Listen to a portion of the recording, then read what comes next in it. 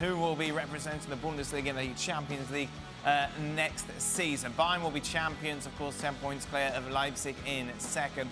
Wolfsburg, with that win, move back to third. Eintracht Frankfurt fourth. Borussia Dortmund fifth. 4 adrift of Eintracht Frankfurt with 6 games remaining.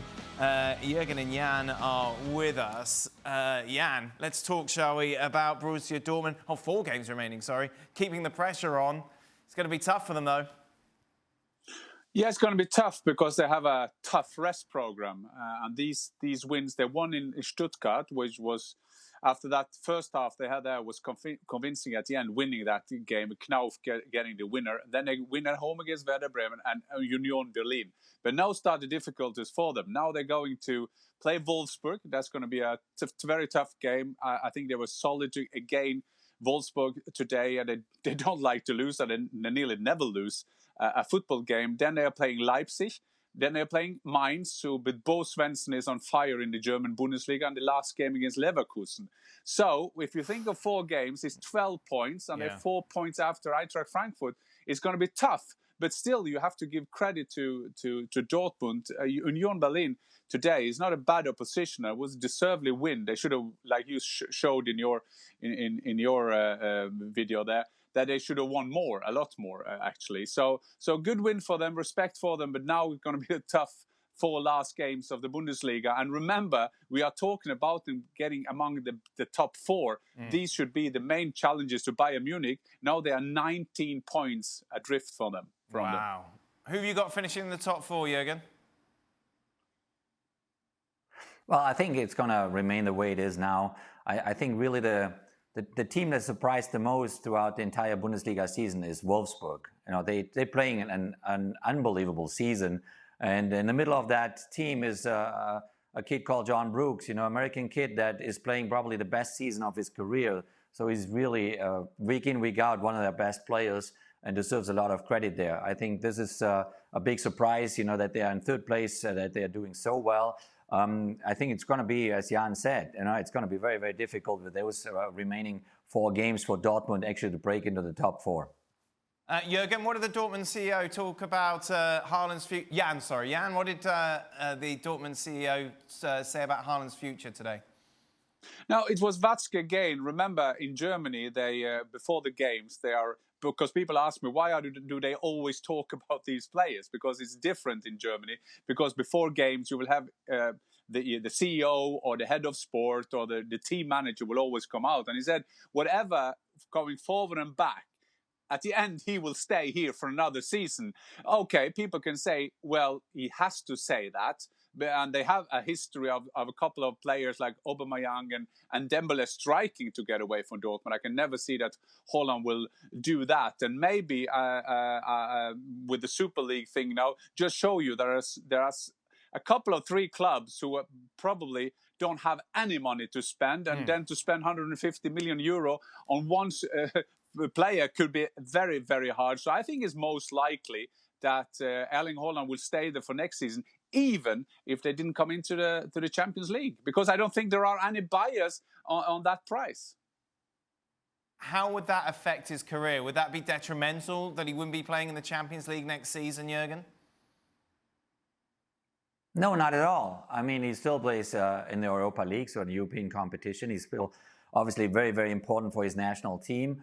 And the Bundesliga is one of the top leagues in the world. So there's nothing wrong with that to go a year like that. You know, obviously every player wants to play in the Champions League. And the whole discussion actually about the Super League and the failing out of this approach that they're trying to do it's already there. The Champions League is pretty much a Super League already in the way, you know, it's an exclusive group of teams that remain then, you know, from the knockout stage on in the competition. And it's a very, very special competition. There's no doubt about it. And they started that in the early 90s. And they had a plan there. I think for Haaland, it's absolutely no problem to continue in Dortmund, to continue his path of growth. You know, he's by far not a finished product. He still has a lot of work to do, fine-tuning, getting used to the tremendous rhythm that he has to play internationally, domestically. So a couple of years still growing in Dortmund for him would be no problem at all. Meanwhile, Jan, we discussed yesterday Schalke, of course, being relegated for the first time in 33 years. just horrible scenes we saw that the players had to face. Yeah, it was, and these are terrible scenes, and you don't want to see them. I mean, football is important, but it's like that important. Yes, Schalke, very passionate club, a club that for a couple of seasons ago they were in the Champions League, and it's of course very disappointing for the great fans that they're out there. But these are not the great fans. These are just idiots, because normal fans who support their teams don't do things like this. No, Jan, I'm just wondering what the repercussions could be, because that was scary for the players, being chased by the fans in that sort of situation. Well, yes, and I mean, the security things in and around the teams, I mean, probably Jurgen as well, or Jurgen was always winning when he played in Germany. But I remember we went to Ulm with Eintracht Frankfurt. We were losing 3-0, and the 2,000 Eintracht fans stopped our bus. We couldn't get out. We had the police coming out to get us out of the stadium. Sometimes things like that happen, but it's still terrible to see, because...